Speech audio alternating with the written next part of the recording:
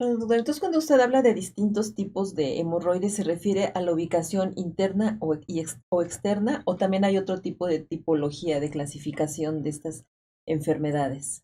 Eh, pues mire, en realidad subclasificamos a las hemorroides cuando ya tenemos una enfermedad hemorroidal, solemos clasificarla en grados dependiendo de la Ujú. cantidad de tejido hemorroidal que suele prolapsarse o salirse del conducto anal cuando nos referimos a las hemorroides internas.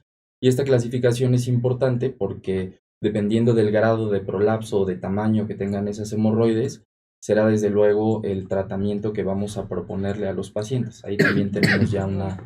una gama grande de posibilidades de tratamiento, desde las modificaciones al estilo de vida hasta llegar a una cirugía, ¿no? Que es lo que tratamos siempre de evitar en los pacientes. Y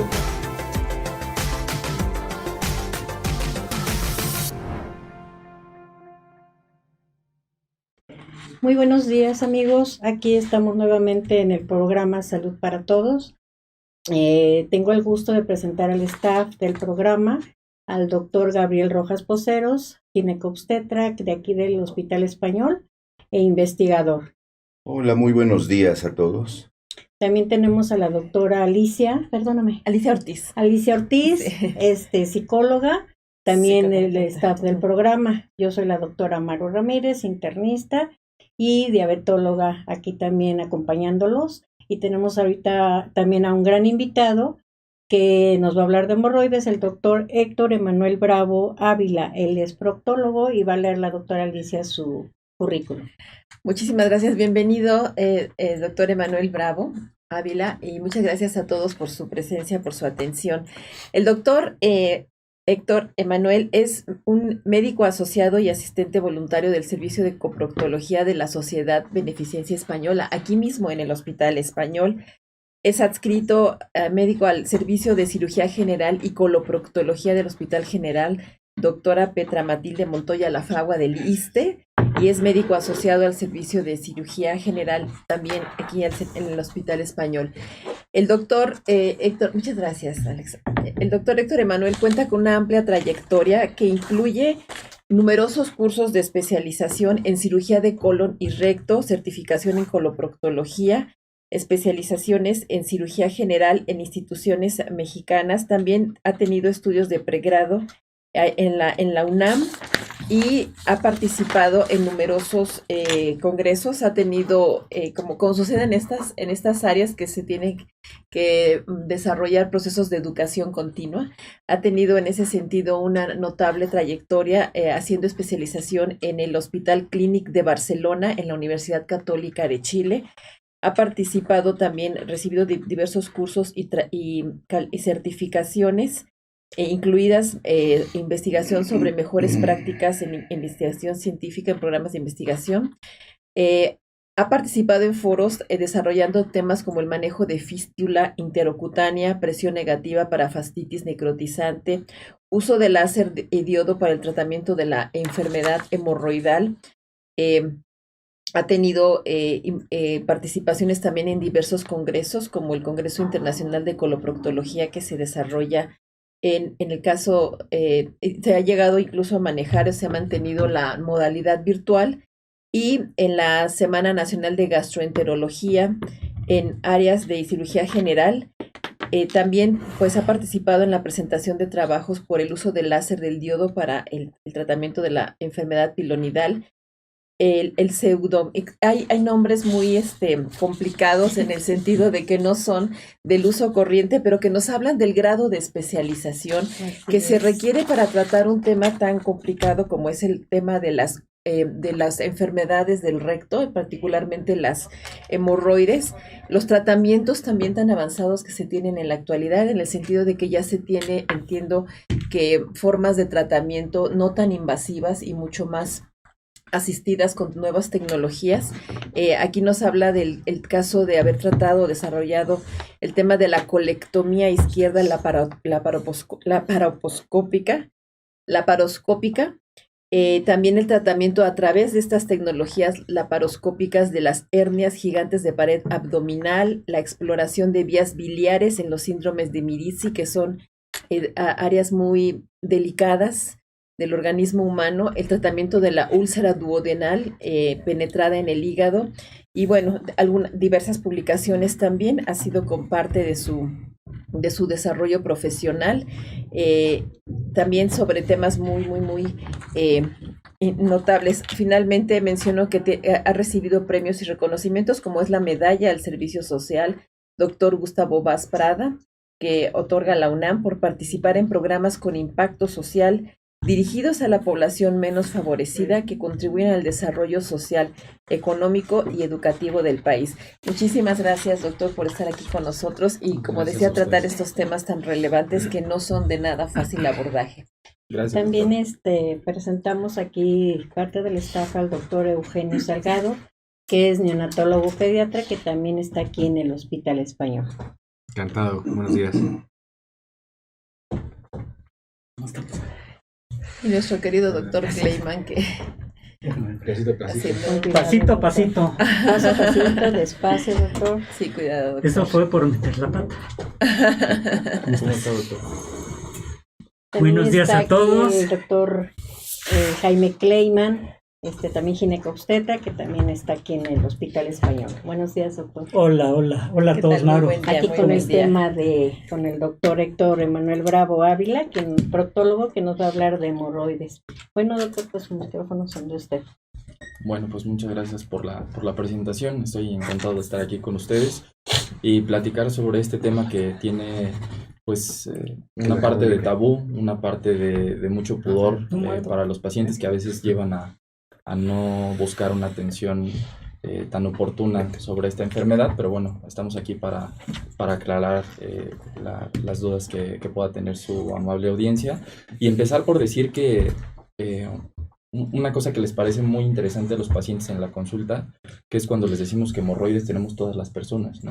Empezar por aclarar este punto en donde decimos que esta es una estructura normal que se encuentra en el conducto anal y que tiene cierta función para ayudar con la continencia completa, digamos que es parte de un tejido que nos ayuda a hacer el sello hermético que nos permite tener esta continencia completa a sólidos, a líquidos, a gases, y que pues es una estructura por lo tanto fundamental, ¿no? en la fisiología del cuerpo humano.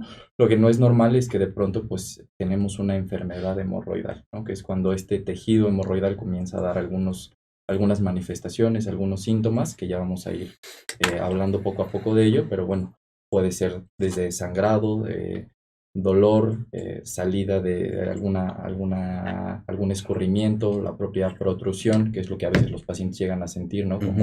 Como bolitas alrededor del ano. Y pues bueno, todo esto constituye el espectro de la enfermedad hemorroidal, que dependiendo ya de puntos más específicos, pues el tratamiento irá dirigiéndose dependiendo de qué tipo de enfermedad hemorroidal tenemos. Y es frecuente que los pacientes tengan la inflamación y que digan que siempre han sentido una bolita o bolitas y que no sangren. Y ya se preocupan cuando ya hay un sangrado, ¿no? Entonces, eso también es frecuente, ¿no, doctor? Que Es se muy tengan frecuente. inflamadas y que no haya sangrado. Así es. Eso va a depender principalmente del tipo de hemorroide que esté generando la enfermedad hemorroidal. El tejido hemorroidal lo tenemos tanto en la parte interna del conducto anal, que es lo que constituye las hemorroides internas, como en el borde, en el margen del conducto anal, que es donde normalmente se encuentran las hemorroides externas. Y esto es importante señalarlo porque el revestimiento de este tejido hemorroidal cambia. En la parte interna es un tejido mucho más delgadito, que es mucho más susceptible de sangrado, mientras que en la parte de afuera está recubierto de un tejido muy parecido a la piel, que no es tan delgadito y por lo tanto es más común que ahí se inflame, que tengamos una protrusión, una bolita asociada con dolor, pero no con sangrado. Y hay pacientes que pueden tener tanto enfermedad hemorroidal interna, y que se manifiesta habitualmente por prolapso o por sangrado, como enfermedad hemorroidal externa, que habitualmente puede trombosarse y generar este dolor tan terrible que tienen algunos pacientes. Okay. Entonces, cuando usted habla de distintos tipos de hemorroides, ¿se refiere a la ubicación interna o externa? ¿O también hay otro tipo de tipología de clasificación de estas enfermedades? Pues mire, en realidad subclasificamos a las hemorroides cuando ya tenemos una enfermedad hemorroidal, solemos clasificarla en grados dependiendo de la cantidad de tejido hemorroidal que suele prolapsarse o salirse del conducto anal cuando nos referimos a las hemorroides internas. Y esta clasificación es importante porque dependiendo del grado de prolapso o de tamaño que tengan esas hemorroides, será desde luego el tratamiento que vamos a proponerle a los pacientes. Ahí también tenemos ya una gama grande de posibilidades de tratamiento, desde las modificaciones al estilo de vida hasta llegar a una cirugía, ¿no? Que es lo que tratamos siempre de evitar en los pacientes.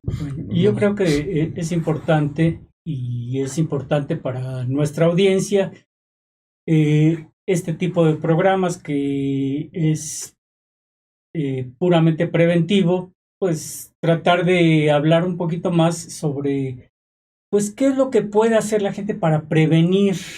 O sea, ¿y en quiénes se da más? ¿Hay alguna cuestión genética o hay alguna cuestión en la que por determinadas cosas hacen en consecuencia que haya este tipo de alteraciones? Claro que sí, doctor. En realidad tiene un origen multifactorial, ¿no? Tiene un componente muy importante de los hábitos defecatorios que podamos tener las personas. De pronto son temas que no se abordan muy a menudo, pero pues es común que algunas personas tengan los hábitos, por ejemplo, de pasar mucho tiempo en el baño, ¿no? Hay personas que incluso llevan alguna revista o el propio celular y están a lo mejor sentados mucho tiempo, y eso obviamente es un factor importante que a lo largo... Sí, sin empujar incluso. Nada más. Pero claro que aunado a esto, un estreñimiento crónico, cualquier cosa que aumente la presión intraabdominal y que nos genere todo este esfuerzo a la hora de evacuar, además del tiempo que estamos ahí sentados invirtiéndolo, pues son factores que van a ir predisponiendo que este tejido que decíamos que es normal se vaya elongando, se vaya protruyendo y entonces constituya un problema de salud, ¿no? Respecto a las cosas que podríamos hacer para prevenir, pues hay muchísimas, y eso creo que es lo más importante para nuestra audiencia, que es pues tratar de llevar un estilo de vida saludable, que cuestiones como el consumo de agua, ¿no? Consumir abundante agua, estar bien hidratado durante todo el día, el consumo de fibra, que la mayoría de las personas no alcanzamos la cantidad de fibra recomendada en la dieta. Muchas veces deberíamos estarnos ayudando de suplementos de fibra para lograr tener evacuaciones más blanditas y que lastimen menos. También reproduce el estreñimiento muy frecuente, ¿no, doctor? ¿Cuál?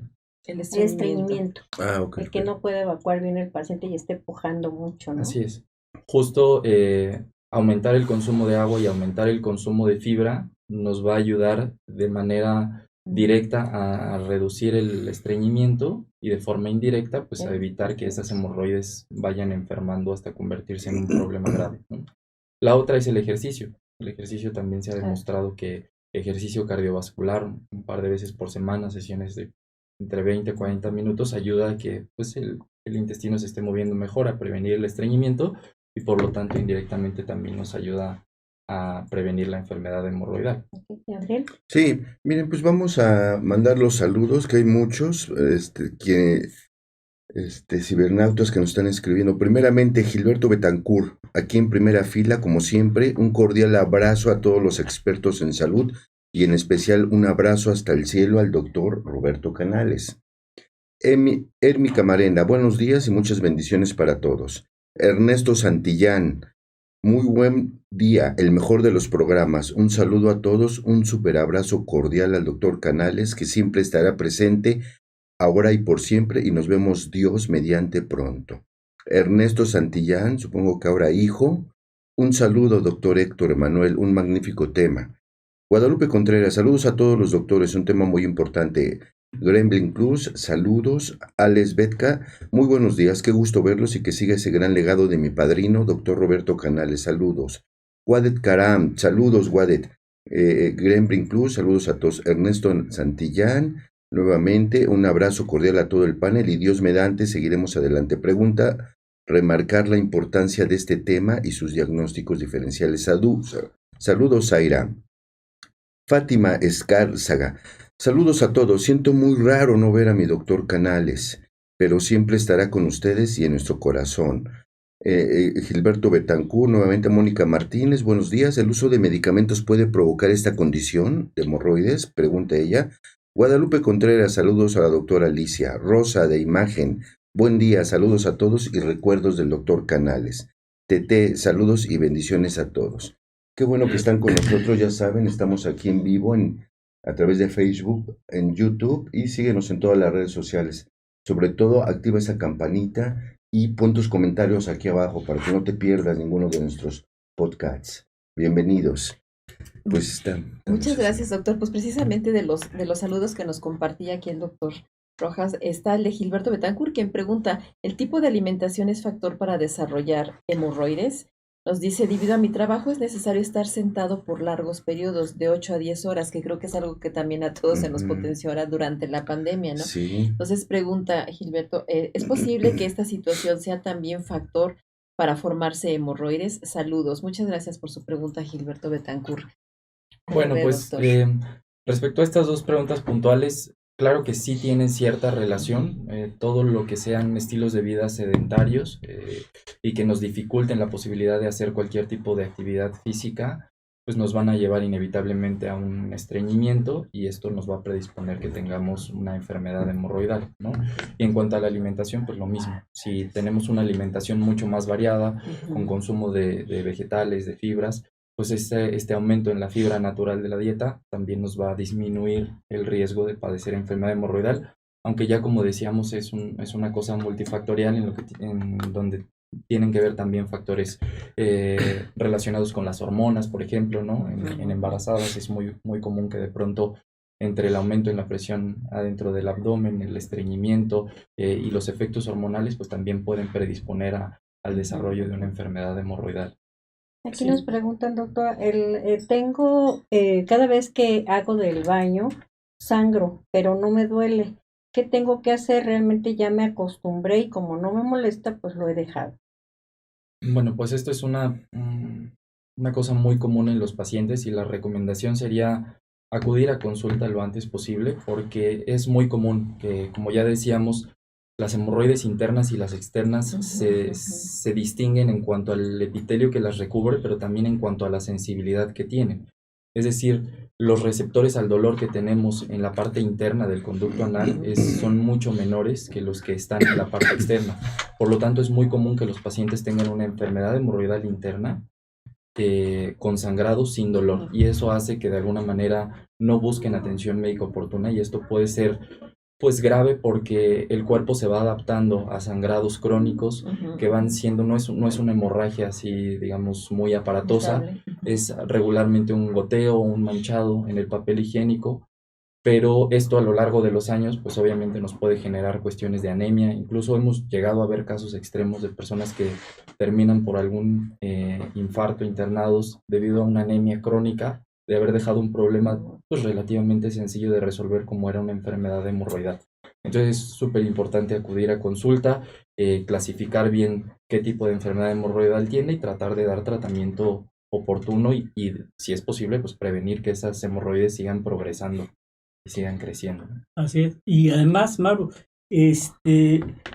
pues tú bien sabes que un sangrado al evacuar, pues tiene que ponernos en alerta, no nada más en cuestiones de hemorroides. Claro. Tendríamos que hacer un diagnóstico diferencial, inclusive con alguna enfermedad neoplásica, o sea, un cáncer, que pues el cáncer, tú lo sabes perfectamente bien, está al alcance de un dedo. A detectarlo, sí, el a cáncer de detectarlo. próstata. Entonces, a esta persona que nos está platicando este problema que está teniendo, Ernestina. pues Ernestina, pues muy importante que, número uno, acuda con su médico. Claro. Esa es la mejor recomendación que damos en estos programas y que no lo dejen pasar y que en un momento dado, pues sí acudan con su médico y nos hagan y que el médico haga el diagnóstico diferencial no solamente de un problema hemorroidal, que es pues lo más frecuente y lo más seguro que pase. Pero ¿qué tal si no? Claro. O puede estar sangrando de días. otro lado, ¿verdad? Buenos días, Hola. doctores. Hola, buenos Perdón días. por la interrupción. Buenos Buenos días. días. No, bienvenidos, Fer, Buenos días. Ros y la doctora doctor. Rosa María Sánchez, ginecóloga. Encantada de estar con ustedes. Buenos días. Gusto todos. Muchas También, No te pongas bienvenido. nervioso. Bienvenidos, Héctor. bienvenidos. No, que son amigos, Todos no te somos pongas amigos. nerviosa.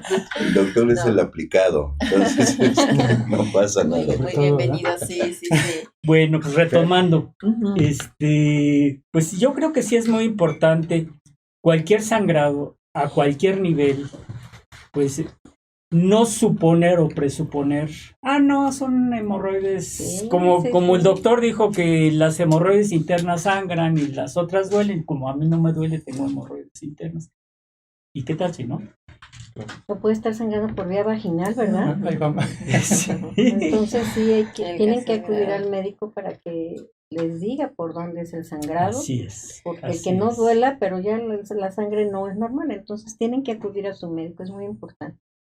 Perdón, doctora, en ese sentido, ¿cuáles serían los síntomas que se deben de atender? O sea, además del sangrado, yo entiendo, por ejemplo, que hay una escala de la consistencia de las heces fecales, la escala de Bristol, ¿es? Bristol, sí. Y creo que las consistencias de las heces nos está dando información, ¿no?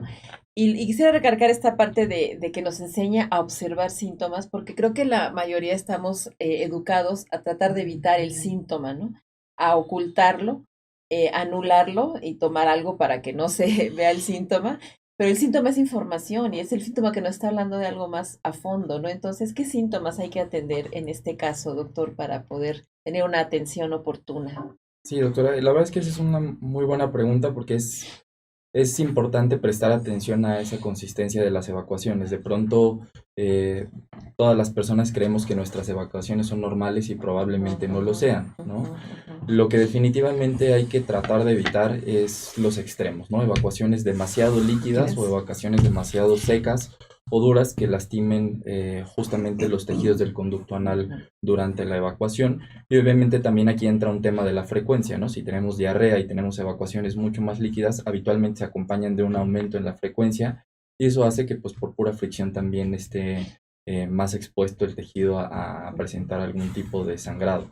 Entonces, pues sí es muy importante, como nos decían, tratar de hacer el diagnóstico diferencial, ¿no? Sobre todo, pues porque hay muchas otras enfermedades que pueden generar algún tipo de sangrados. Y de estas, pues la más relevante que cabe mencionar aquí es el cáncer colorectal, ¿no? Que aunque hay pequeñas diferencias en el tipo de sangrado que nos podrían dar pistas sobre cuál es el origen, definitivamente no hay como revisar y asegurarnos cuál es la causa del mismo. ¿Cómo qué diferencias hay en el sangrado entre el cáncer y las hemorroides?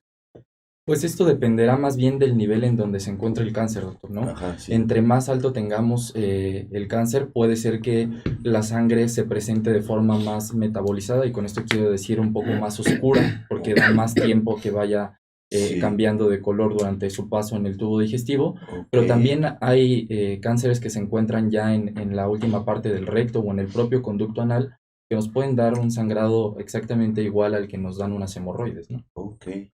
Bien. A ver, miren, este tema es un tema, primeramente, gusto nuevamente con todos Qué ustedes. bueno que estés Es un aquí, placer a Fer. todos estar con ustedes Sí, gracias, Fer. y con todo el auditorio. Sabemos que este tema es muy amplio y el tiempo que tenemos es muy corto para poderlo analizar. Sabemos que es multifactorial, como ya lo comentaste, doctor Héctor, pero sí es muy importante, Jaime, es muy importante comprender los diagnósticos diferenciales, porque hay que entender que la región perianal, o toda esa región tan importante que estamos acostumbrados a la mayor parte se esconde y que actualmente ya no se esconde tanto, es muy visual. Hay que entender que existen también enfermedades de transmisión sexual, como el Claro. papiloma, el mismo cáncer, el propio recto, el recto sigmoides, o sea que la parte inferior, un melanoma de cuestiones de piel, porque corresponde a los epitelios, más que también una epidermoide, tipo de cáncer, el mismo cáncer de colon recto del colon, pero una cosa que se nos pasa a todos, Sabemos que el cáncer es habitual de todos los seres humanos. Ya no tenemos una edad específica precisamente, tanto la prevalencia y la incidencia se han ido incrementando.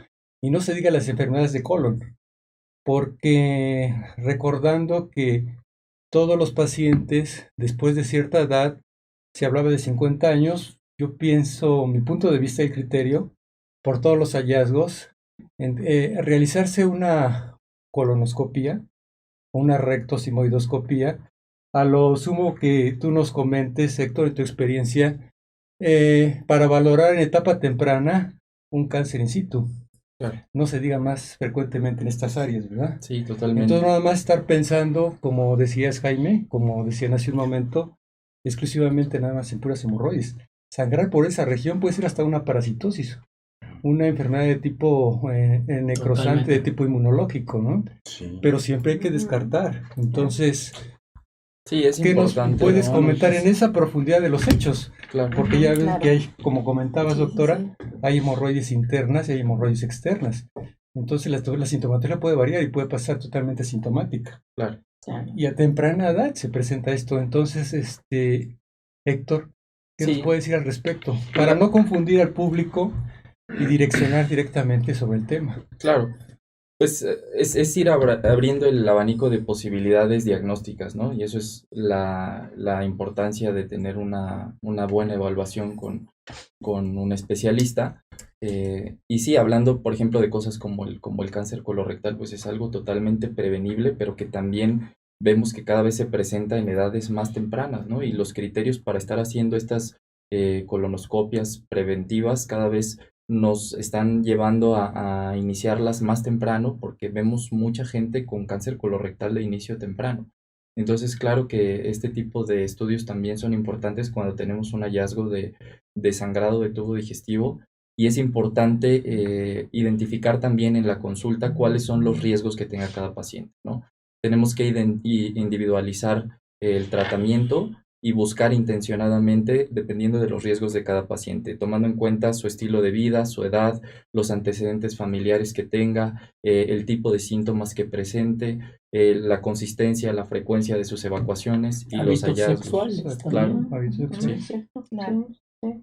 Yo quiero Sí, intervenir un poco porque a mí me sucede mucho que en mi consulta ginecológica tengo muchas pacientes con problemas de bultos anales y haciendo a un lado los riesgos de cáncer y otro tipo de enfermedades, el simple hecho de estar embarazada, el tener un tumor pélvico, hace que esa paciente tenga problemas vasculares en el piso pélvico Claro, y o sea, tenga como congestión pélvica y la secundaria a una consecuencia congestión pélvica. de una congestión tiene una salida de venas hemorroidales y eso les asusta terriblemente.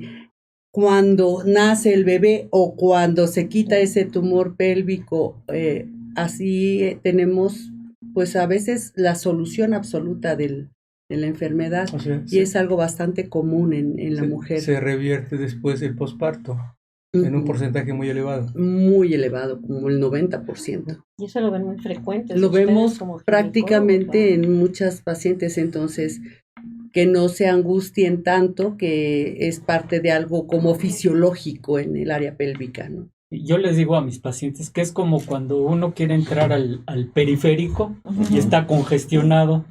Entonces, pues tarda mucho en entrar y mientras más congestionado esté el periférico, o sea, si más hay una congestión pélvica, o sea, en todas las venas del piso de la pelvis, pues la congestión va a ser mayor y bueno, pues el tráfico va a ser no nada más en la entrada del En las periférico salidas, en las o las salidas y en salidas. las Salidas y entradas. entradas. Exactamente, si no va a ser, Ujú. va a ser también mucho más allá, inclusive a kilómetros de distancia. Y eso, pues ya hablamos sobre que pues es una cuestión vascular, ¿no? ¿Y qué medidas? O sea, ya hablamos sobre la dieta, que es algo muy importante. Y la cuestión higiénica, básicamente, ¿qué nos recomendarías, Héctor? Bueno, eso también es un tema importante porque, como ya comentábamos, las almohadillas hemorroidales tienen un papel fundamental en la continencia completa. Entonces, recordarle a los pacientes que cuando tenemos esta inflamación de las hemorroides, este sello puede no estar funcionando al 100% y esto nos va a dar origen a que de pronto puedan tener cierto escurrimiento. A veces esa es la única manifestación de algunos pacientes, ¿no? Tener cierto escurrimiento, cierta comezón por ese escurrimiento producto del prolapso, de la inflamación de esas hemorroides y que puede generar irritación alrededor de la piel. Entonces es importante mantener una buena higiene, pero también recordarles no irse del otro extremo, ¿no? Porque hay veces que los pacientes se vuelven un poco obsesivos en cuanto a la limpieza y pues recordar que también es importante ser gentil con la zona porque el solo hecho de estar limpiando de manera excesiva u obsesiva, incluso en algunos pacientes, puede llevarnos a algunos otros problemas como debilitar la función de barrera de la piel, infecciones ahí oportunistas o dermatitis, ¿no? Claro.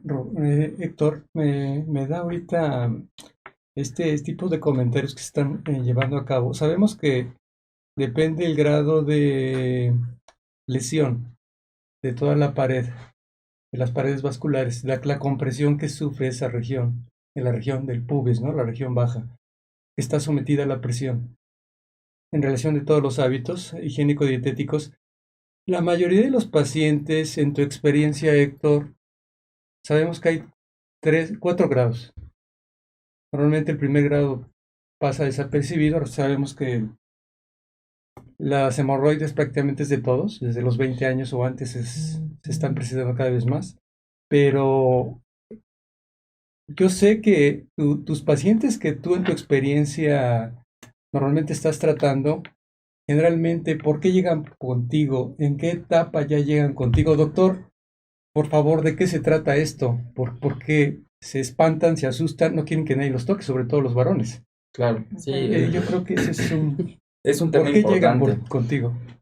La mayoría de las veces suelen llegar o por una trombosis hemorroidaria, que quiere decir una hemorroide externa, que uno de estos vasitos sanguíneos se rompió y se generó un coágulo debajo de la piel. Y como decíamos, en la piel hay muchísima sensibilidad al dolor y eso sí los lleva a buscar una atención médica. O la otra es un sangrado ya que es profuso, ¿no? Que no para o que se presenta de manera frecuente.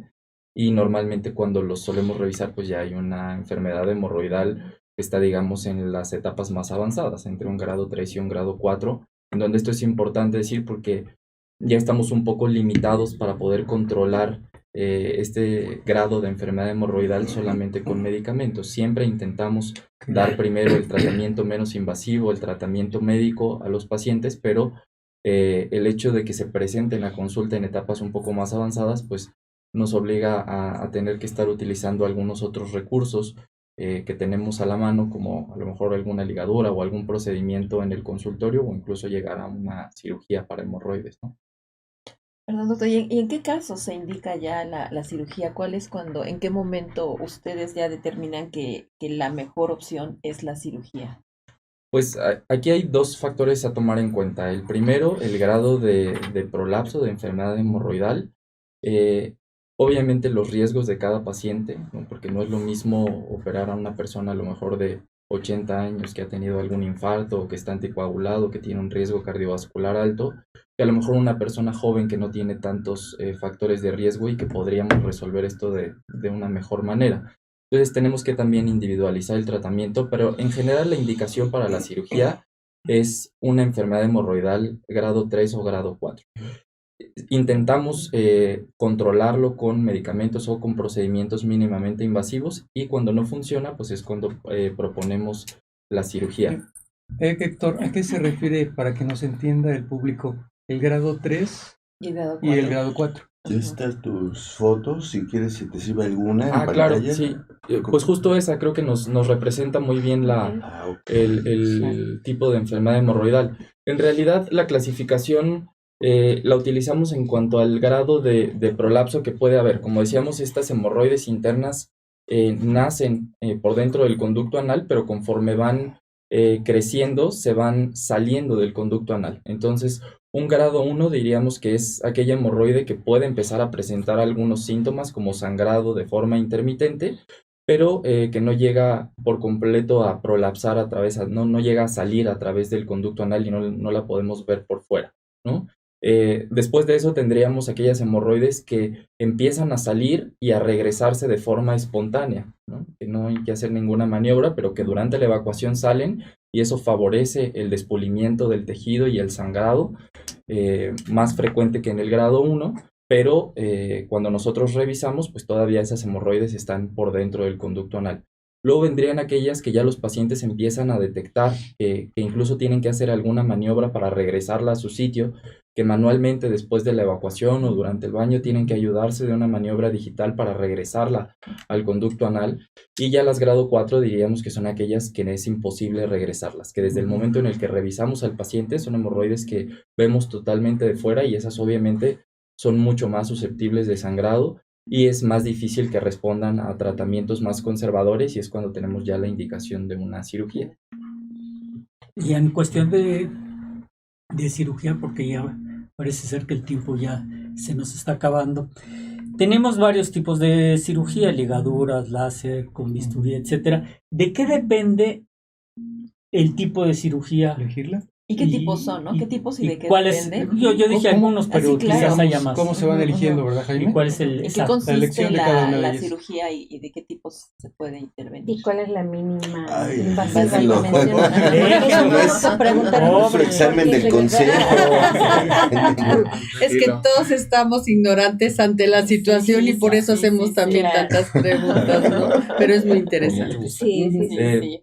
Tenemos algunos procedimientos que no son propiamente quirúrgicos, que son procedimientos de consultorio, como la ligadura, ¿no? Que consiste en ponerle una pequeña liga a la raíz de esa hemorroide y esperar a que ese tejido que queda por arriba de la Se liga necrose. se necrose y se Sí. caiga. Y eso es digamos, un procedimiento indicado para una enfermedad hemorroidal intermedia, ¿no? Un grado 2, Ok. 3, entre 2 y 3.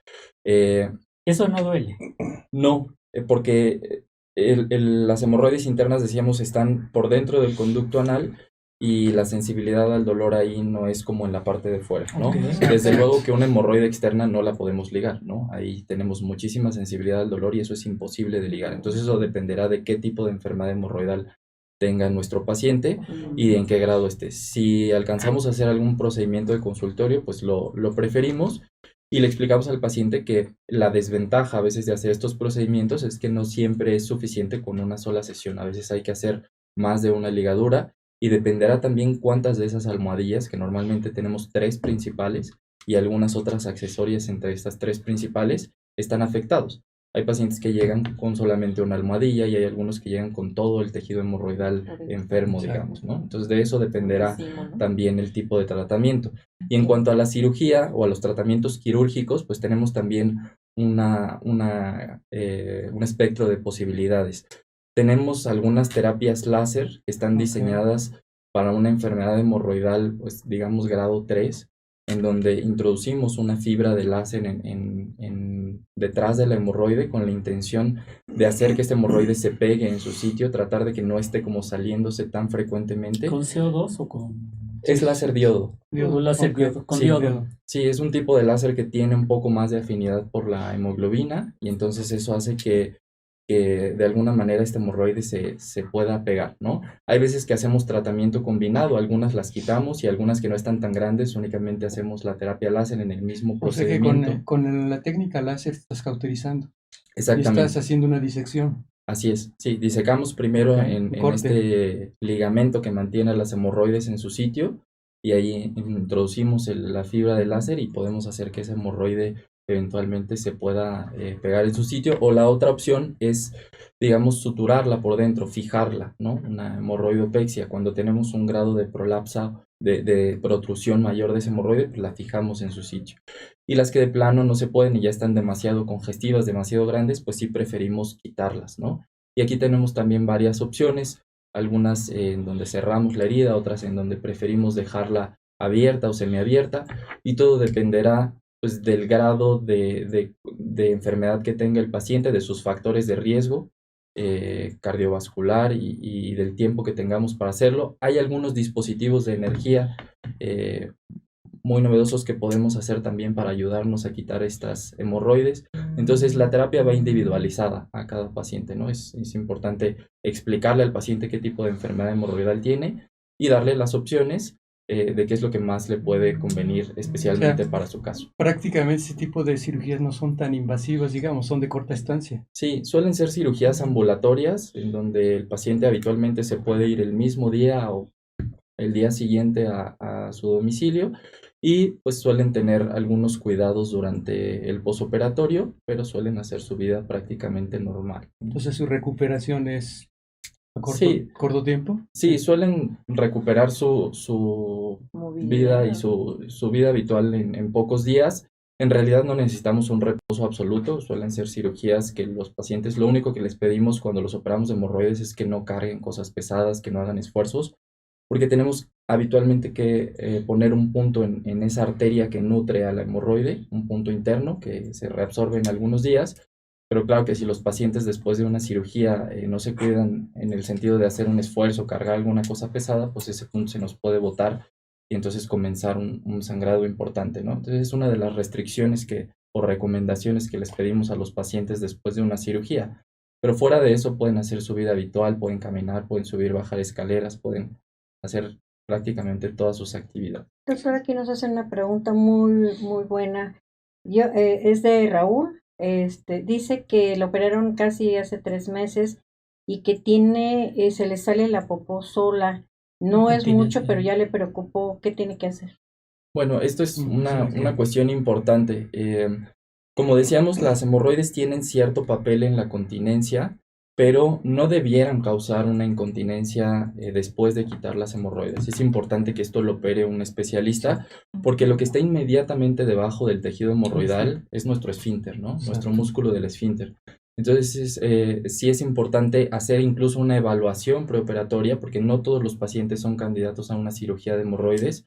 De pronto, pacientes que ya tienen cierto grado de incontinencia, aunque sea muy leve antes de la cirugía, pues preferimos agotar a lo máximo los tratamientos conservadores, porque sabemos que esos pacientes, si todavía quitamos un poco de ese tejido que nos ayuda a mantener el sello del conducto anal, pues puede ser que no se beneficien o que tengan cambios en su estilo de vida después. Entonces, incluso a algunos pacientes tenemos que hacerles un estudio de manometría antes de la cirugía para evaluar qué tan bien está funcionando ese músculo. ¿Puedes explicar qué es la manometría? Sí, con gusto. Es un estudio en el que se miden las presiones dentro del ano, ¿no? Tenemos 2 músculos principales en el esfínter anal que se encargan de tener la mayor parte de esa continencia. Uno es, digamos, involuntario, que es el que está funcionando la mayor parte del tiempo y que nos permite hacer nuestras actividades sin tener que estar voluntariamente pensando en no evacuarnos, ¿no? Y el otro viene justo cuando ya tenemos el deseo de la evacuación y si en ese momento estamos en una situación, digamos, socialmente aceptable, pues vamos al baño, relajamos el esfínter y permitimos la evacuación. Si esto no es así, pues entonces hacemos lo contrario, hacemos una contracción de ese músculo y un reflejo que tenemos automático en el cuerpo hace que esa evacuación se regrese de manera temporal, ¿no? Pero estas presiones no siempre están conservadas en todos los pacientes. Entonces este estudio nos permite identificar todas esas presiones y poderle decir al paciente si es un buen candidato o no para la cirugía. O sea, aquí estamos también ya hablando de tubo digestivo, recordar que es tubo digestivo alto, ¿no? O sea, me estoy recordando ahorita cuando hay una cirugía de hernia yatal. O sea, para hacer una cirugía de hernia yatal indicativa hay que hacer pHimetría y medir presiones, Claro. Barometría. Entonces, No, es el sí. mismo dilema. Antes de incidir a un buen tratamiento, una buena elección, qué tipo de cirugía hay que cursar con ese tipo de técnicas, Claro, ese tipo de medidas, si no, mejor no realizarla. exacto. Porque, ¿cuál sería entonces, si no se realizan bien las técnicas o se elige muy bien una técnica, cuál sería una de las complicaciones mayores que se podrían presentar? Claro, una complicación de una cirugía que de pronto se está tomando el esfínter, o sea, una cirugía en donde no solamente se llevó el tejido hemorroidal, sino que se quitó un pedazo de esfínter, pues desde luego que sí nos puede llevar a una incontinencia, ¿no? Hay algunos pacientes que durante el posoperatorio inmediato pudieran tener cierto escurrimiento o que de pronto escapara algún gas. Eso podría ser pues porque este sello todavía no está completamente rehabilitado y porque tenemos unas heridas en esta zona. Pero desde luego que una incontinencia franca no debiera ocurrir después de una cirugía de hemorroides, ¿no? Ok. Entonces ese Gracias. paciente tiene que ir que a revisión, Claro. porque comentó días después que lo operaron en el Seguro Social, pero pues, que vaya, que la revisen quien lo operó, ¿no? Sí, es importante ir a una revisión para evaluar cómo está ese esfínter y saber cuál es la causa de que él esté presentando estas fugas, ¿no? Claro. Oye, Héctor, hay una pregunta, dice que ¿cuánto es lo normal o cuántas veces a la semana evacuar? O al día Anónimo. o al... Ujú. Y Guadalupe Martínez, buenos días, saludos a todos los doctores y al doctor Canales. ¿Alguien me puede recomendar a un médico? Tengo hemorroides y no tengo médico, tengo plaquetas muy bajas y me da mucho miedo, gracias. Entonces también nos das tus datos, por favor, ¿dónde te puede Claro que sí. localizar la gente? Claro que sí. Bueno, respecto a la primera pregunta que era ¿Cada cuánto? la cuestión de las No, de evacuaciones es un evacuación. poco dependiente de cada persona. No tenemos una regla en donde sea algo normal que una persona tenga que evacuar dos Depende veces de al lo día. que comió también. Sí. Claro, tienen muchos factores aquí importantes, pero desde luego que lo habitual es ir prácticamente todos los días o cada segundo día a evacuar. Y también, como decíamos, tiene mucho que ver aquí la consistencia de las evacuaciones, ¿no? Que es lo que nos va definiendo como tal el estreñimiento. Sí. O sea, si la persona tiene que hacer esfuerzo para evacuar o si la persona tiene evacuaciones líquidas todo el tiempo, pues desde luego que eso no es normal. Sí. Pero esto tiene que ver no solamente con la frecuencia, sino con la consistencia y con el esfuerzo que se necesite hacer para las evacuaciones. Y ahí es donde podríamos encontrar un espectro de normalidad, que no es como regla tener que ir diario, ¿no? Pero más o menos ese es el promedio, eso es lo más normal, que las personas vayan entre 1 y 2 veces al día, tal vez una vez cada 2 días, ¿no? Y al Ok. respecto, bueno, sabemos sobre el intestino perezoso. ¿Y qué tan bueno o cómo le haríamos nosotros para educar a ese intestino? Si es que se puede visualizar así como educar a nuestro intestino. Es una muy buena pregunta, doctor. La verdad es que a mí es un tema que me parece muy interesante porque a veces subestimamos el ciclo circadiano en nuestro organismo y el organismo tiene un reloj biológico que funciona de manera extraordinaria, solo que a veces no lo sabemos ordenar o no lo sabemos conducir para que funcione de la mejor manera. Y sí, se ha visto que hay estímulos muy importantes para el movimiento del intestino, especialmente del colon. Dentro de estos, el principal estímulo, por ejemplo, es despertar, ¿no? La mayoría de las personas suele ir al baño poco tiempo después de haber despertado. Se habla de que en cuanto entramos en el ciclo de vigilia, el colon se empieza a mover de forma un poco más regular y esa es la primera parte de activación. Otro de los estímulos importantes sería un reflejo que ocurre entre el estómago y el colon, el reflejo gastrocólico, de manera que todo el proceso, digamos, de alimentación contribuye para el movimiento del intestino. Entonces, si de pronto juntamos estos estímulos, es decir, nos levantamos y en poco tiempo después de habernos despertado desayunamos, por ejemplo, entonces estamos juntando 2 estímulos importantes para el movimiento del intestino y podemos favorecer de alguna manera que tengamos una evacuación mucho más normal y sin necesidad de tanto esfuerzo. Ahorita me está recordando, ahorita que preguntaste, el doctor, le preguntaste esto, ¿cómo es la educación? Pues estarán de acuerdo que hemos visto diferentes tipos de temas aquí y todo coincide en el estilo de vida, en el tipo de alimentación.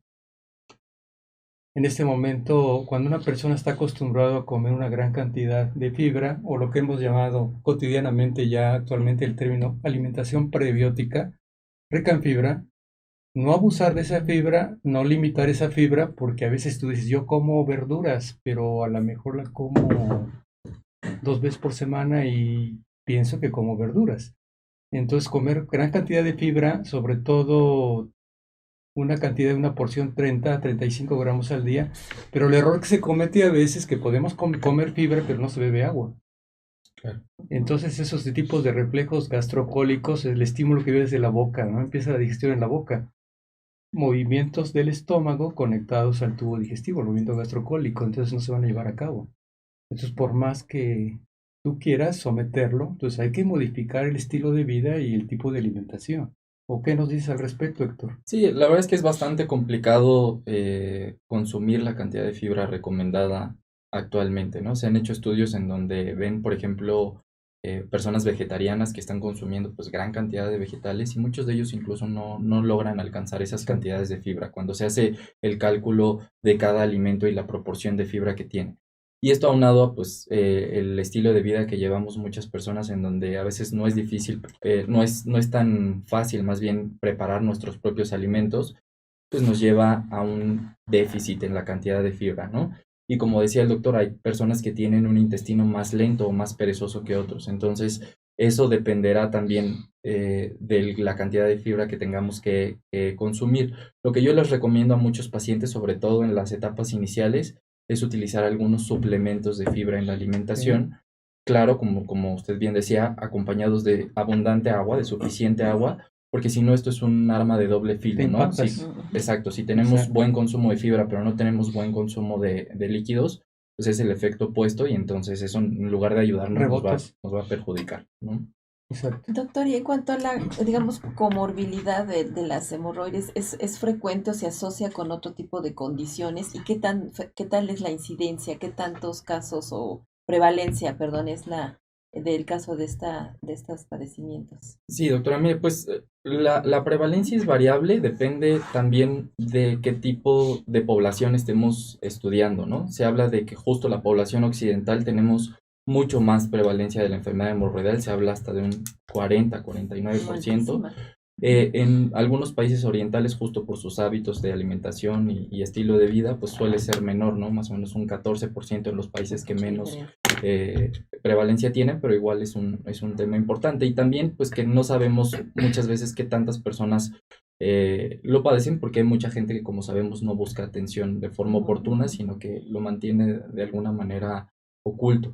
Y en cuanto a las comorbilidades, pues no hay enfermedades como tal que se relacionen directamente con las hemorroides, sino más bien causas subyacentes. Es decir, como nos decía la doctora, podemos tener cuestiones pélvicas que sean en las que encontremos que la enfermedad hemorroidal es la manifestación de algo que hay detrás, ¿no? Puede ser algo fisiológico y transitorio como el embarazo, o puede ser alguna cuestión más crónica, ¿no? De pronto hay pacientes que, por ejemplo, tienen una disinergia, que es una especie de mala coordinación entre los músculos de su piso pélvico, y eso les genera mucha dificultad para evacuar. Y tienen que estar haciendo mucho esfuerzo, tienen que pasar mucho tiempo en el baño, y eso obviamente nos genera una enfermedad hemorroidal, pero cuando los vemos en la consulta nos damos cuenta que hay algo detrás que también tenemos que corregir, ¿no? No solamente la parte de las hemorroides, sino saber qué está generando esas hemorroides, que tenemos a lo mejor alguna cuestión previa. Hay lo que se llama colon redundante, que es parte de eso, o sea, algo estructural, algo con lo que ya viene de manera congénita. Sí, también hay intestinos que son más largos que otros, ¿no? Colon, ¿no? Sí. Tripones. Exacto. El colon, pues en términos generales, se encarga de absorber agua. Esa es una de sus principales funciones. Entonces, si nuestro colon es más redundante o es más largo, obviamente le damos más oportunidad para que vaya absorbiendo agua y que las evacuaciones al final de este colon sean mucho menos hidratadas y que puedan lastimar más al salir.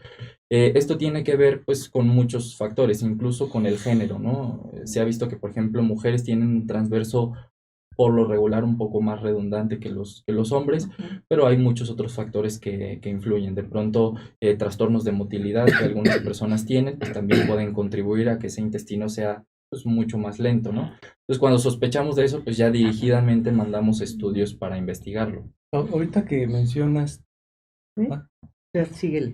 Ahorita que estás mencionando un intestino perezoso también, ¿no? Hay que entender que hoy en día estamos con una gran pandemia llamada diabetes. Sabemos que la diabetes pues tiene muchos aspectos que se pueden documentar, pero sobre todo hay sobrepeso y hay obesidad, pero hay una cosa que se llama una neuropatía de tipo diabética, ¿no? Entonces empieza a haber una expresión que utilizamos todos en la medicina que se llama gastroparesia. O sea, hay alteraciones en la motilidad, digamos, en el movimiento, a eso se refiere la gastroparesia, en donde realmente el intestino se hace un poco más perezoso. Y eso no nada más sucede en el área gastrointestinal. O sea, cuando estamos hablando de una neuropatía de tipo diabético, es de tipo sistémico. Puede ser falla cardíaca, por ejemplo. Lo mismo, la extensión de las fibras nerviosas en las piernas. Pero lo que se nos pasa mucho en el concepto, hay que entender que en gran población puede tener un intestino perezoso porque tiene una resistencia a la insulina y es diabetes. Y sabemos que prácticamente del 70-80% de nuestra población que cursa con diabetes realmente no está controlada. Entonces imaginarán este tipo de complicaciones o este tipo de secuelas que está dejando también la gastroparesia o esos intestinos perezosos, ¿no? Que se pueden presentar en estos casos como un problema de estreñimiento, aludiéndolo de esa manera. Sí, sin duda. No sé qué opinen, doctora.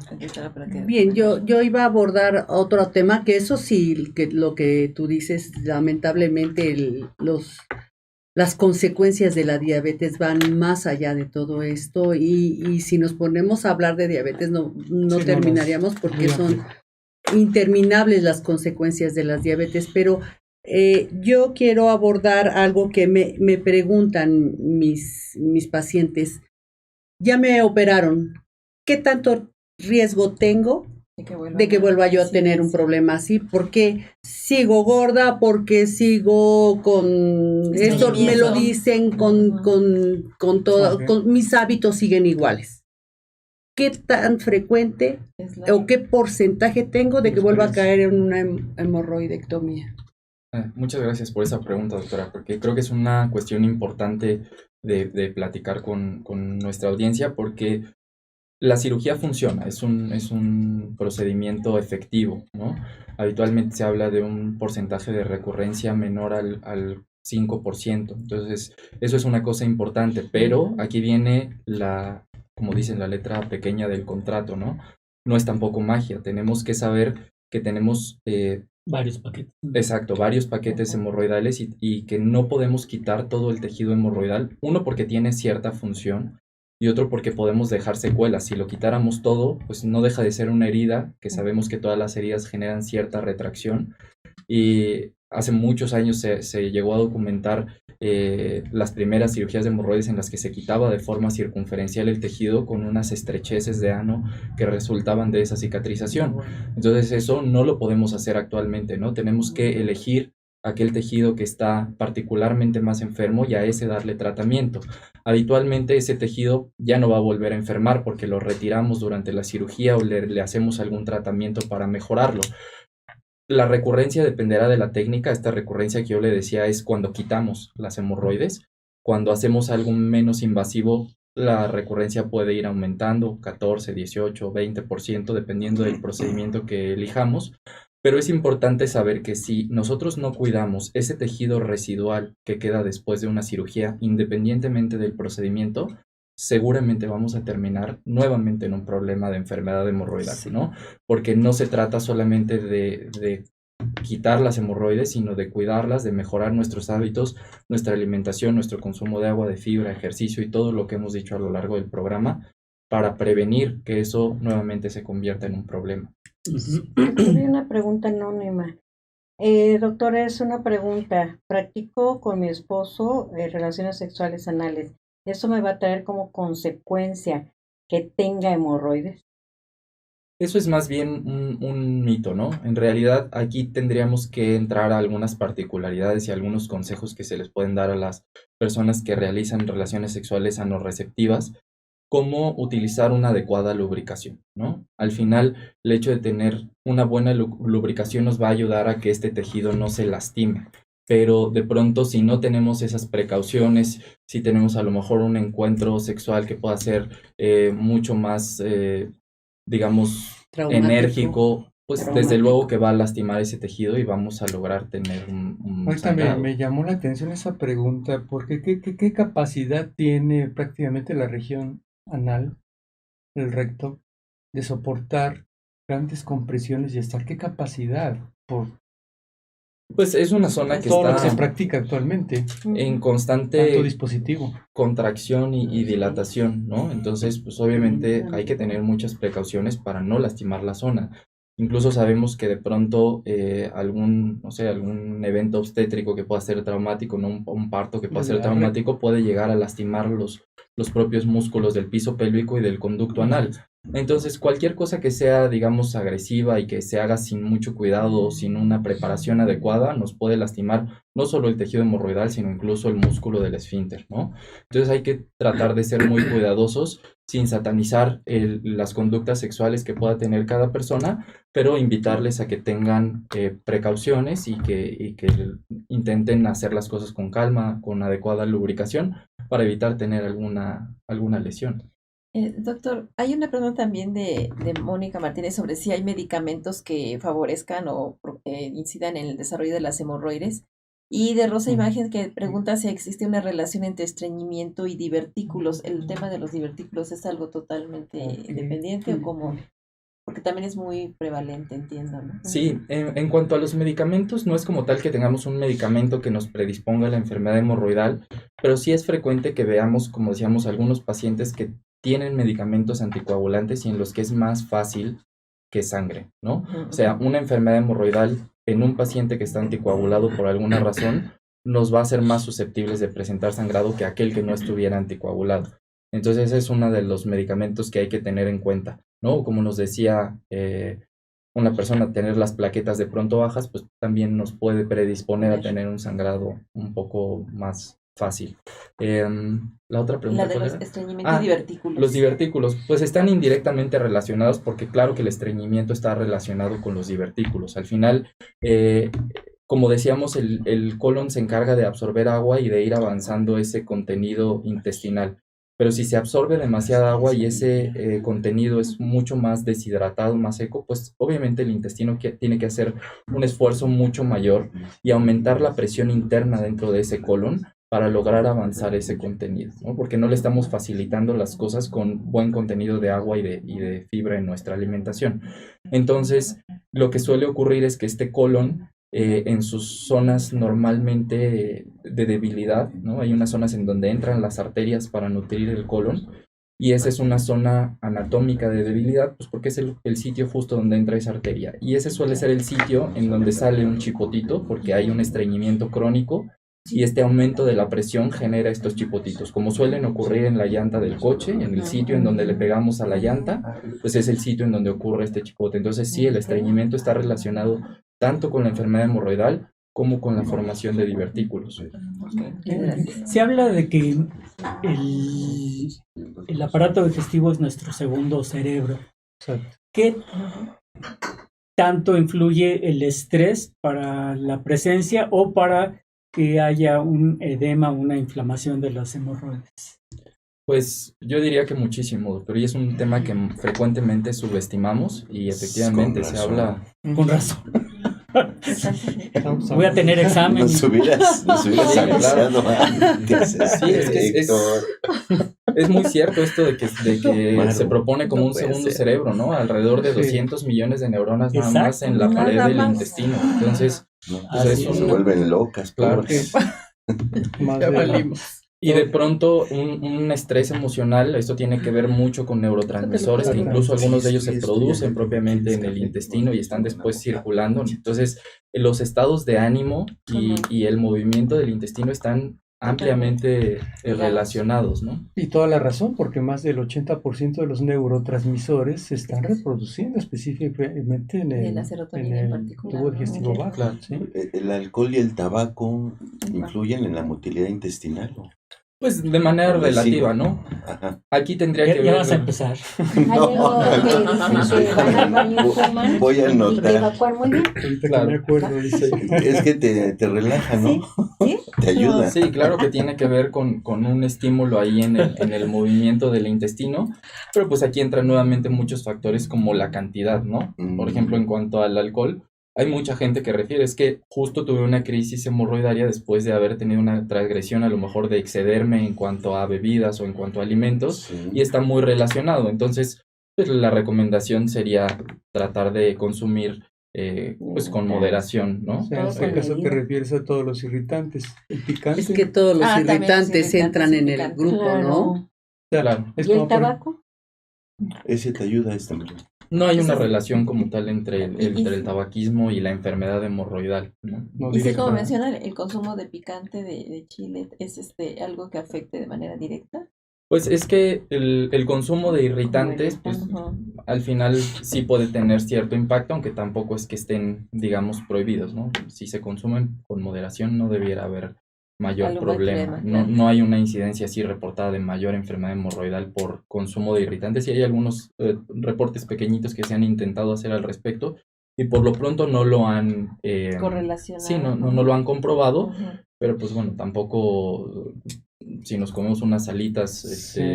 pues Claro. probablemente paguemos las consecuencias, ¿no? Claro. Doctor, aquí preguntan de los pacientes que sufren de síndrome de Sjögren y no tienen saliva. Sjögren. Sjögren. Sjögren. Ah, es que lo que escribió Sí. es Sjögren. Sí, Sí, sí, sí, sí, sí. Y no tienen saliva y que además consumen medicamentos para ello y para el resto de secuelas de esta enfermedad. Pregunta de Mónica Martínez. ¿Qué hay al También a respecto, nivel de Mónica? la vagina. Ajá, ajá. Sjögren. Ujú. Sí, pero no hay una relación tampoco directa entre este tipo de enfermedades con la patología hemorroidal o en general con las enfermedades perianales o del conducto anal. No se ha relacionado. Héctor, se nos acabó el tiempo. Qué lástima, Ay, tenemos Está buenísimo. programados ciertas buenísimo, cosas, y ciertos luego Si le Pero damos temas. además él dos tiene- minutos más, nada más Sí. para que nos hable un poquito del Y postoperatorio. de sus Ah, datos, cierto. tus Sí. datos, que dónde te Sí, conoces. O sea, Todo mundo estos quiere ir baños de contigo. asiento, esas sí. cosas que Sí. pues no sé si hoy en día se suelen hacer. Yo yo sé que sí se solían hacer baños de asientos y cosas de esas. Ya para que cierres y te despidas, ¿no? Sí, pero nada más dice aquí el doctor Ernesto Santillán, no olvidar que las hemorroides forman parte del síndrome de hipertensión portal, Claro. comenta el doctor. Sí. Ujú. Aquí, a propósito de ese comentario, probablemente sea objetivo de otro programa, pero Pues hay que distinguir apúntalo, Maru, entre- prográmalo, Maru. entre las varices rectales y las hemorroides. No es lo mismo, ¿no? Cuando tenemos una hipertensión portal, se aumenta la presión en todo el sistema venoso y esto puede llegar hasta la parte del recto y del ano y generar varices, pero no es la misma enfermedad, no es la misma fisiopatología de la Yo enfermedad creo hemorroidal. que, Héctor, probablemente la pregunta no necesariamente tiene que haber una hipertensión portal, Claro. simplemente cuando haya manifestaciones ya de acúmulo de cierta cantidad de líquido por patología hepática, que va en cierta etapa, a veces que va pasando por etapas, aumenta la compresión, Claro, pero no necesariamente tenga que ser Sí, no. directamente esa la causa claro. justificada. Lo que nos decía la doctora de la congestión Por la pélvica, compresión. ¿no? Exacto. Sin Pero duda. bueno, de Sí, todas sí, maneras sí, se hay- considera y esa parte es muy importante, Ujú. Claro, porque Así hay que, pues es multifactorial, así hay es. que atender todas las diferentes partes del organismo. De acuerdo. Y en cuanto a lo que nos decía, doctor, de los baños de asiento, sí es una parte todavía fundamental del posoperatorio. Lo solemos recomendar en pacientes que están recién operados porque el baño de asiento lo que nos ayuda de alguna manera es a relajar los músculos del piso pélvico y del esfínter, y eso es muy efectivo para mejorar el dolor en el posoperatorio. Los pacientes suelen tener dolor sobre todo después de la evacuación, ¿no? Y es un dolor que puede calmarse con analgésicos con los que normalmente los mandamos a casa, pero el hecho de que hagan un baño de asiento después de evacuar nos ayuda muchísimo a no estar dependiendo tanto de los analgésicos, y solo el hecho de relajar el músculo con un poco de agua tibia es bastante efectivo para controlar el dolor durante el posoperatorio, y además pues nos ayuda a mantener las heridas limpias y algunas otras cosas. Claro. No hay que abusar de ellos, pero sí son bastante útiles en el posoperatorio. ¿Dónde se encuentra, doctor? Yo estoy aquí en el Hospital Español, en la torre beige de consultorios, en el tercer piso, en el consultorio 304. O sea, somos vecinos. Exacto. ¿Y su teléfono, doctor? Eh, ¿Y a qué hora va por el pan? ¿Y a qué hora va por ahí? Está muy guapo. Estudio, trabaja. Digo, Ya lo tenemos. ahí está, tiene, ya lo tenemos. perfecto. Ah, está Los números de pasando en consultorios, que pantalla, luego por si los les estoy diciendo interesa. medio mal. Una pregunta que me quedo con esto, pienso que es algo tan importante que no se considera. ¿Qué tan recomendable? Nosotros normalmente como médicos tenemos que hacer una exploración. Generalmente cuando vamos a ver a un varón es muy difícil, sabemos, simplemente hacer un tacto rectal, ¿no? El clásico seguimiento de una dama, ¿no? Sí. El Papa Nicolau, Sí. que es más accesible la mujer Mm. que el varón. Entonces, a ver, Héctor, ¿dirías que parte de nuestro arsenal de la exploración, ¿por qué no nos debería de fallar a todos hacer un tacto rectal previo? Pues es una parte fundamental, ¿no? Está de la perdida esta exploración. parte, ¿se realiza, no se realiza? Yo creo que es importante que a todas las personas, a todos los médicos que estamos en algún momento en formación, nos explicaran desde el pregrado la manera de hacer un tacto rectal, pero sobre todo cuáles son los hallazgos, ¿no? Qué es lo normal y qué es lo que no está bien. Claro. Es un tema complejo, pues porque tiene mucho que ver cuando tenemos estudiantes, pues porque es una cuestión de privacidad, de tabú, de conforto, de comodidad para el Más paciente. vale meter el dedo que meter la pata. Claro, pero sin duda se tiene que O hacer. otro ¿no? aparato. Sí, ¿verdad? Sí, o una anoscopía durante la revisión, ¿no? Durante la consulta. No solamente para tocar, sino para ver directamente el conducto anal. Sí, no debe faltar. Oye, que si duele la colonoscopía, ¿duele? No, habitualmente la colonoscopía requiere de una sedación y eso hace que Creo que no tiene sea fama de dolorosa. ser la cirugía más dolorosa, incluso incómoda por la posición no en es que se de- realiza. Es un mito, ya no es tan dolorosa, ya hay técnicas mucho menos invasivas o dolorosas. Claro, yo creo que hemos avanzado bastante Ujú. en cuanto a las técnicas y los instrumentos que utilizamos. Tampoco se le puede mentir a los pacientes y decir que no van a tener ninguna molestia después de la cirugía, pues porque no dejan de ser heridas en una zona de constante contracción y relajación, Sí. pero suelen ser unas molestias tolerables y que se pueden controlar perfectamente bien con medicamentos en la siguiente semana y media después de la cirugía. El uso de los nuevos medicamentos que tenemos para dolor y antiespasmódicos, yo creo que Claro, todo también eso ayuda. ayuda mucho, ¿no? Sí, se preparan previamente, no hay Sí. ningún problema, no No, debe no ser debiera dolorosa. ser. Son bloqueos, no es anestesia general. Claro. Pero yo también, ahorita que comentan eso, me quedo con esta, no sé qué opinan ustedes, qué opinas, Héctor. Es muy importante el tema de hemorroides, sí es cierto, pero no hay que esperar a tener manifestaciones de diferentes grados de manifestaciones clínicas hemorroidales para realizarse un estudio de colon, una rectosigmoidoscopía, porque prácticamente con todos los hallazgos que están sucediendo actualmente ya debería de ser de rutina, por lo que estábamos hablando, el cáncer de Claro. colon. Y aquí pregunta, por ejemplo, creo que estaría relacionado, es que podría haber algunas derivaciones, pregunta Marta Estela Ortiz, si puede haber trombos en las hemorroides y Claro. que sean cosas Claro. que no se detecten y que por eso importa no ese seguimiento. Bueno. Digo, le quisiera unir en la pregunta. Ujú. Con Sí, claro. doctor, Las dos comentario. cosas Sí. son ciertas y estoy totalmente de acuerdo. Sí puede haber trombos en las hemorroides, que es una acumulación ahí de un coágulo debajo del tejido. Y el hecho de hacer revisiones periódicas es importante, pues sobre todo para prevenir alguna lesión o encontrarla en una etapa premaligna, ¿no? Antes de que se convierta en algo malo, o bien quedarnos tranquilos de que no hay una lesión ahí y poder dejar pasar cierto tiempo hasta nuestra siguiente revisión y quedarnos, Sí, porque- digamos, sin esa angustia. Porque ya lo Exacto. decías, Héctor, correctamente una trombosis hemorroidal es una complicación realmente a una mayor evolución Claro. en un cuadro Claro. de hemorroides grado 4. Sí, de verdad es que hay emergencia. muchas preguntas y todo, pero Sí. No, bueno, considerando ese que es es un tema una, que, sí, que nos- pero Va a considerando tener que volver por a último que venir, es doctor, una con mucho gusto. que hay medicamentos accesibles sin receta, ¿qué tanto los recomendaría o no recomendaría su uso a las personas que Que acudan al para médico. Nixon, que ¿no? evitan No, ir exacto. por no ir al A revisar. médico? Que acudan Prefieren al- utilizar estos medicamentos que son de libre acceso. ¿En qué Pero momento se arden recomienda o mucho, hasta ¿eh? dónde?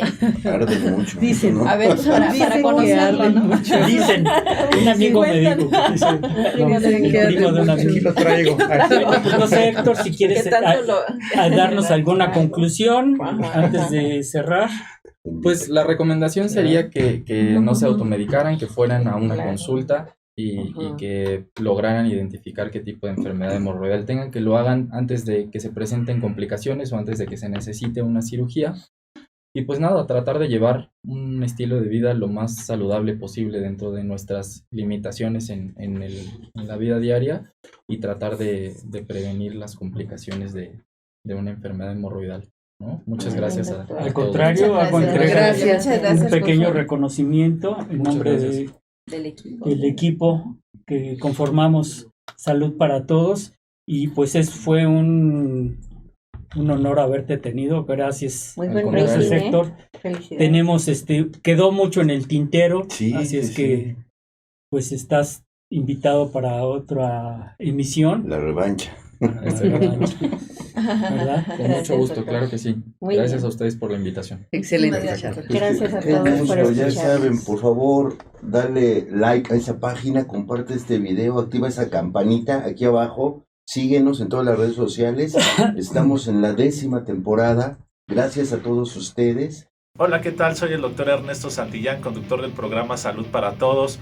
Dale like a esa campanita y por favor síguenos en Instagram, Facebook, Spotify, iTunes, YouTube. El programa número 1 de temas médicos día a día. Saludos.